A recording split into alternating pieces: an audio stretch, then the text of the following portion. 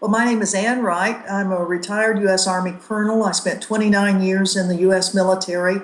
I also was a U.S. diplomat for 16 years and served in U.S. embassies in Nicaragua, Grenada, Somalia, Uzbekistan, Kyrgyzstan, Sierra Leone, Micronesia.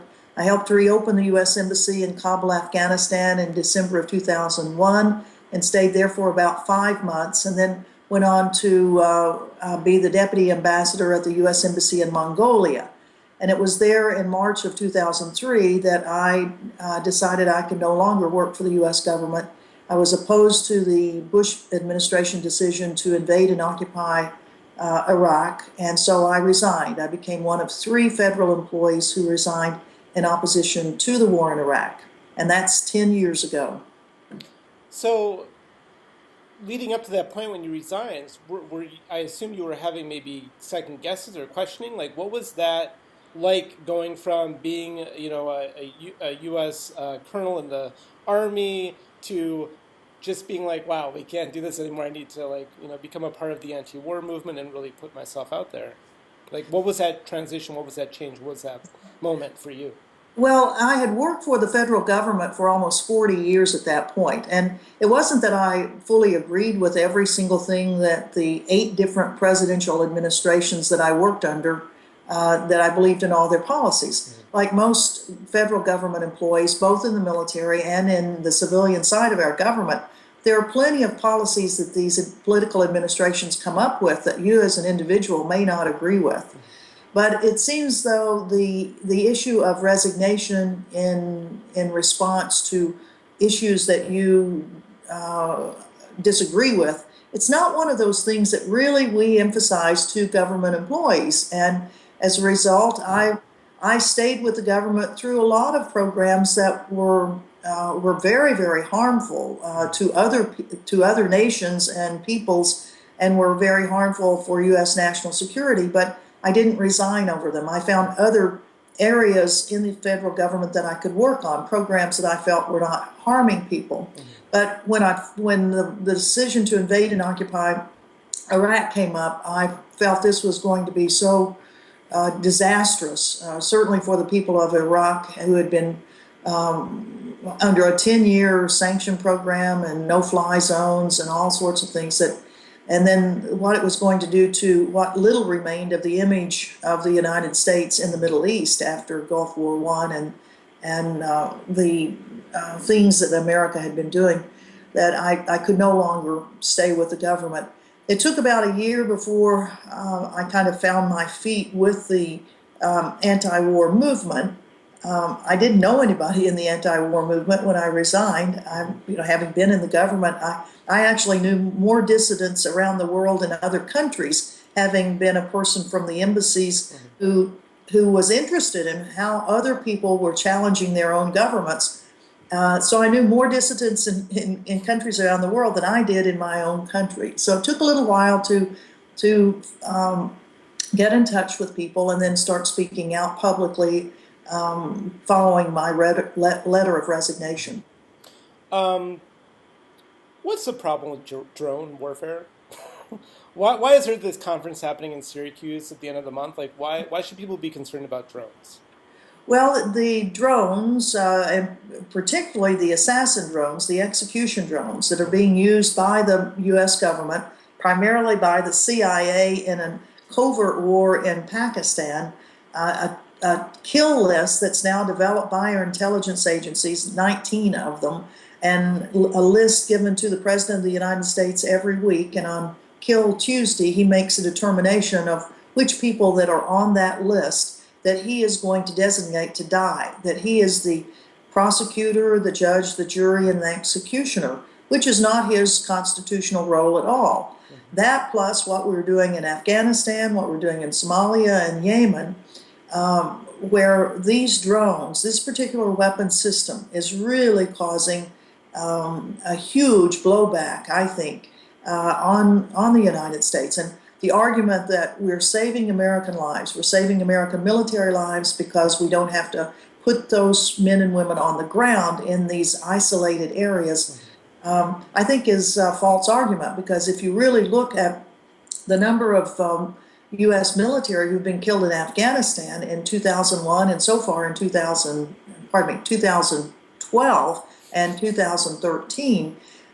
There have been more U.S. military who have been killed by Afghan soldiers that we are training and equipping, and supposedly we're advising them. Mm-hmm. But those same people are turning their weapons directly on the trainers. And I think if the U.S. military and intelligence agencies would really do a thorough look at who those people are that are killing our soldiers as they are being trained by them, I think you'd find that a lot of them come from the tribal areas on the border of Afghanistan and Pakistan, Mm-hmm. and they personally know, and perhaps members of their families have been killed by these killer drones. And I think we're seeing that blowback there. We certainly know that the young Pakistani American man who about 2 years ago tried to blow up a car in Times Square, he has specifically stated that the reason that he put explosives in that car and drove it to Times Square was that he was horrified that the American government was blowing up using these killer drones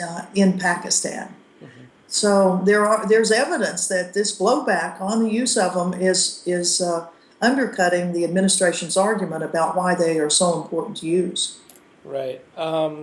You come from a very interesting point of view as a former, colonel in the U.S. military, and I've been asking other people I've interviewed this question. But what does, and you can answer either one, but what does resistance to the war machine look like, and or how do we get to a point of abolishing the war machine?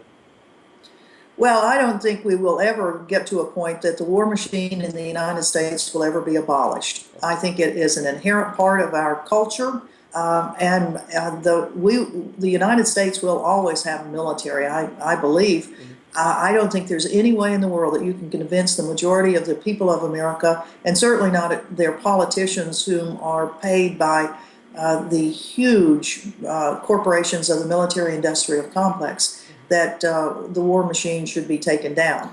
I think what we have to do is to resist the propensity of politicians to get us into wars with great frequency and with lies.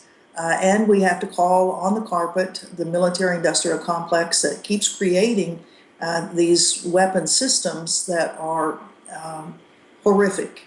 All of them are horrific, but I think there are individual weapon systems that we need to continue to work on. For example, the landmines, the cluster bombs. These are things that now the world has said those should not be in existence, and we're really working on an international basis on the issue of assassin drones, that those things be outlawed too.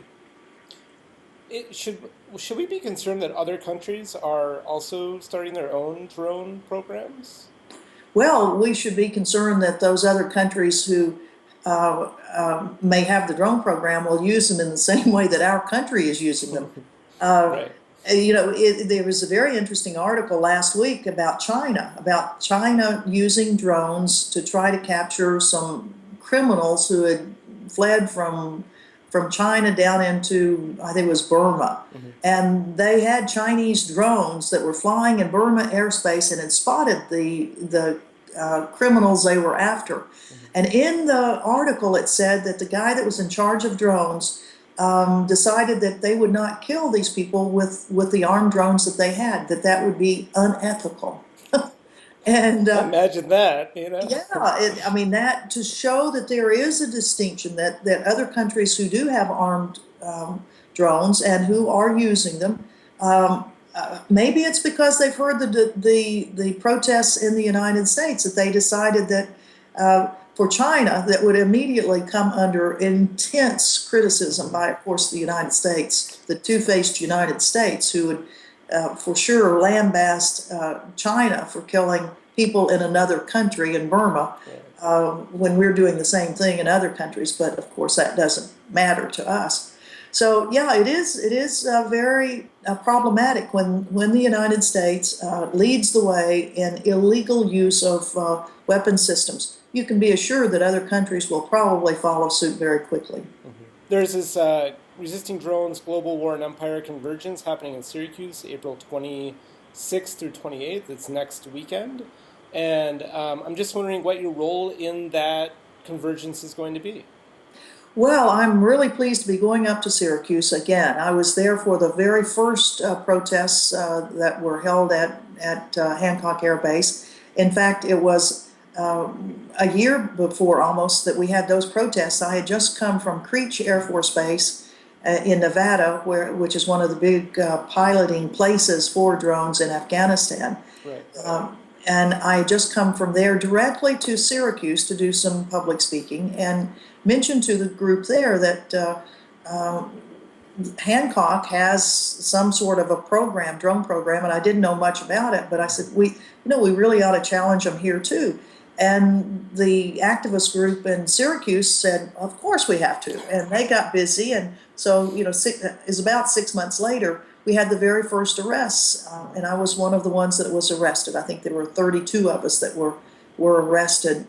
And there have been certainly, in Syracuse, they have been relentless in challenging what's going on at Hancock, and many protests that they've had, and many other people that have been arrested.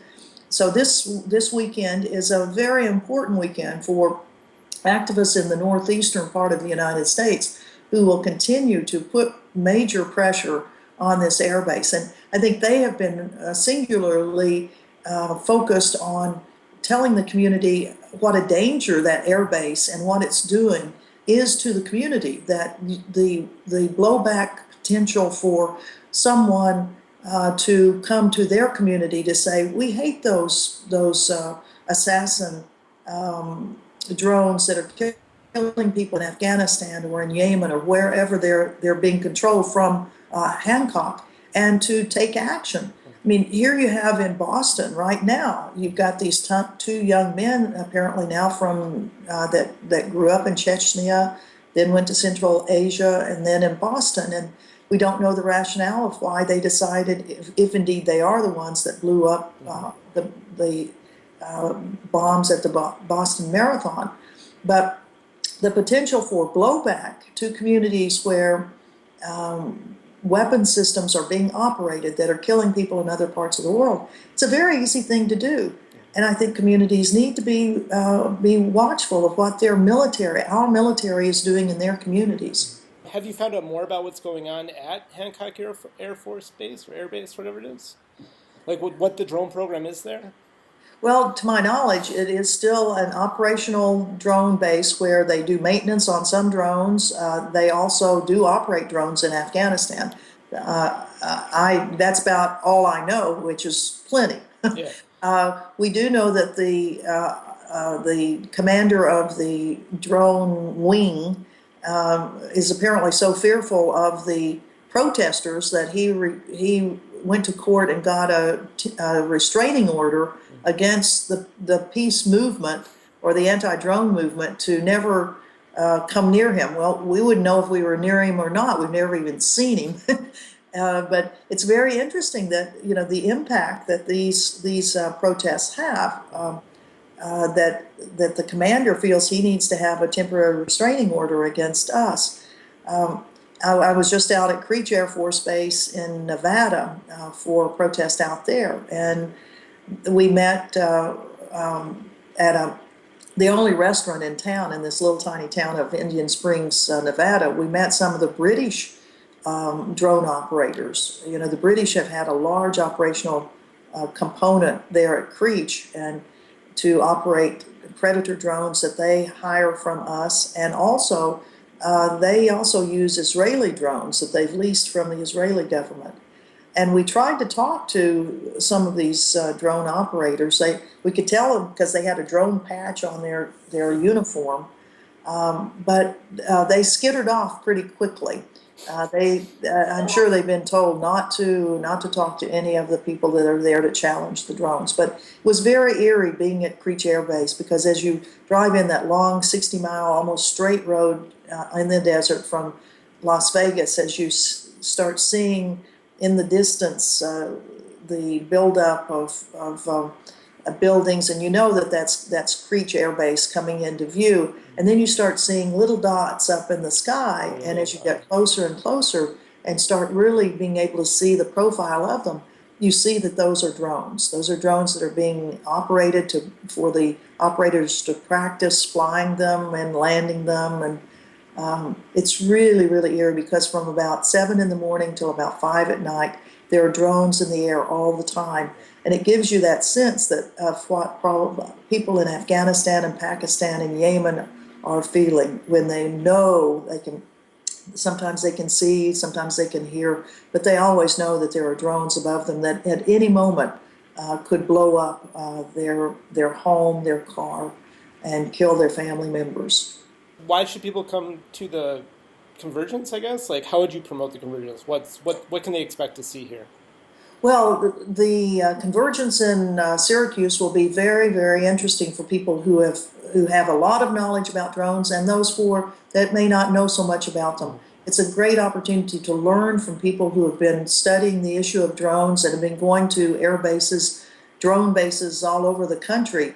We will. It's very important to be coming to Syracuse for people who may not know so much about drones, because we'll have a lot of speakers who have studied this issue very intensely and have traveled to many drone bases in the United States as well as other countries where drones are being used. I was a part of the delegation of 32 Americans that went to Pakistan last fall, where we talked with Pakistani government officials, with U.S. government officials, and with Pakistani citizens about our concerns. And we also met with family members whose relatives had been killed by U.S. drones in the tribal regions, the border regions of Pakistan.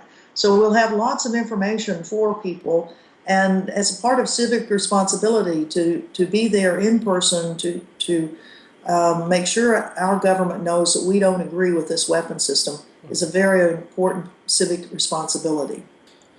Where can people go to get more information?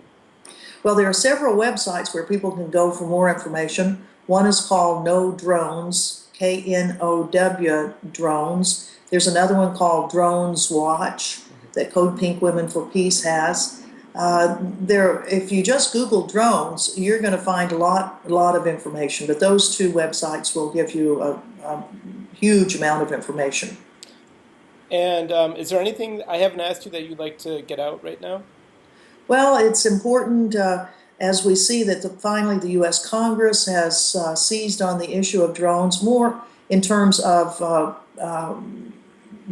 domestic use of drones and the intrusion on privacy of American citizens here in the United States. Mm-hmm. And as Rand Paul mentioned in his filibuster, the possibility of assassin drones being used on Americans in the United States. Mm-hmm. Of course, the Obama administration has now said, no, that will not happen. But who would have thought that we would have used those drones to kill American citizens in Yemen, 3 of whom were killed by our own government without trial, without any sort of judicial proceeding. So one message is we have to be very suspicious of our government, and quite honestly, I don't trust them at all. Yeah, Jalil Muntakim, he's a political prisoner, Black Panther in Attica right now, and he wrote a blog piece talking about the murder of Fred Hampton in Chicago, and basically the assassination style through COINTELPRO that was used to get him and Mark Clark, who were really good organizers in that city. And he was equating that with the drone program. And he's like, if we aren't skeptical, if we aren't questioning, if we aren't on this, this could come back. And we could have assassin drones hitting activists or people trying to make, their communities better because the government doesn't like them for whatever political reason or whatever, And it just sort of hit home for me that, that could be a real... It's an interesting perspective. Well, it is, and it breaks your heart to have to think in those types of terms that your government is really turning against you. If you look at what successive administrations in the United States have done to various groups in our country, it is our history tells us we have to be suspicious. We have to be on our guard for abuse of power by our own government. Thank you so much for your time with the interview today. Indeed. My pleasure, Ted. Thank you. My name is Ann Wright, and you are watching Rochester Indymedia.